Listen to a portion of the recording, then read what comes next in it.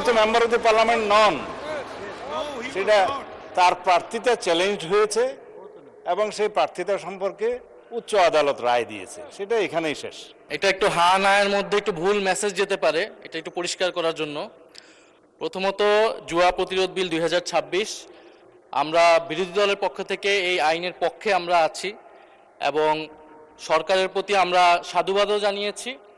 তবে এই বিলটার কিছু স্পেসিফিক ধারায় বিরোধী দলের পক্ষ থেকে কিছু সংশোধনী ছিল, তো সেই সংশোধনীগুলো যদি সরকার বা মাননীয় মন্ত্রী যদি গ্রহণ করতেন, আমরা আরও খুশি মনে আরও সাদরে হয়তো এই আইনটাকে সমর্থন করতে পারতাম।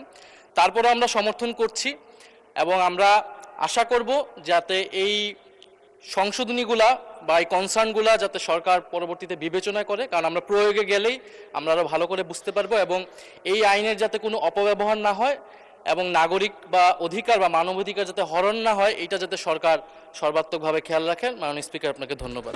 আর সর্বসম্মতিক্রমে এই আইনটা পাশ হলো। বিশ্বকাপ দেখুন বায়োস্কোপ প্লাসে, সব নেটওয়ার্কে, সব ডিভাইসে।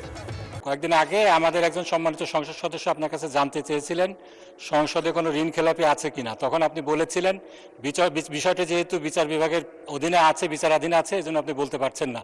আজকে একজন ব্যক্তির মনোনয়নপত্র বাতিল হয়েছে এই ঋণ খেলাপি হওয়ার দায়ে। এখন কি আমরা বলতে পারবো উনি ঋণ খেলাপি ছিলেন? এটা আমার পয়েন্ট অফ অর্ডার ছিল মাননীয় স্পিকার। ধন্যবাদ। মাননীয় সদস্য, এটা ঠিক পয়েন্ট অফ অর্ডার হলো না। একজন সদস্যের সদস্যপদ থাকবে কি থাকবে না এটা নির্বাচন কমিশন স্থির করবে।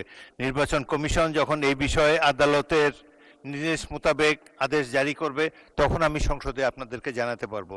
সুতরাং আমাদেরকে আরও কিছুদিন অপেক্ষা করতে হবে চূড়ান্ত রায়ের জন্য, নির্বাচন কমিশনের চূড়ান্ত মন্তব্যের জন্য।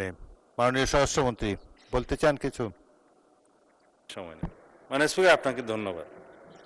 আমরা সেদিন বলেছিলাম এই মহান জাতীয় সংসদে কোনো ঋণ খেলাপি নেই, সদস্য নেই, ঋণগ্রস্ত থাকতে পারে আইনিভাবে।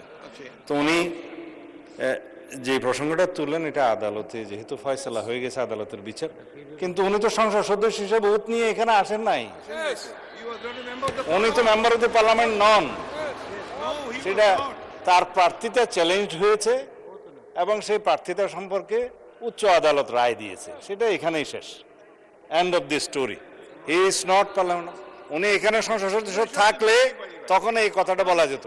আর it is no point of order মাননীয় স্পিকার। ধন্যবাদ। সাথে কোনো point of order, let me decide that, কিন্তু তিনি সংসদ সদস্য নন, আপনার এই clarification is enough. Thank you.